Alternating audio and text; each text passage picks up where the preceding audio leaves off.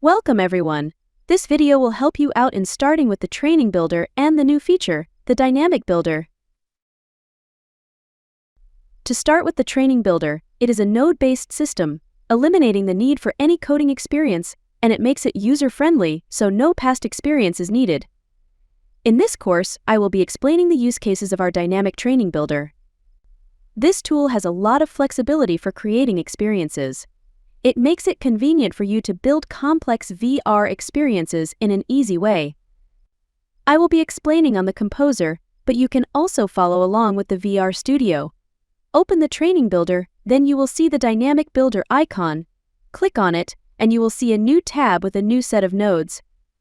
Some groups have been segmented to different tabs based on their functions. To make things easy, I will give you a brief example. If we look here, this group is for events. I will be dragging the scene start event. Events trigger a response, so we will be dragging the show hide response. You can attach any scene node to this response. Attach that scene node. So this means, when the scene starts, this scene node will disappear. Open the VR viewer to see the results.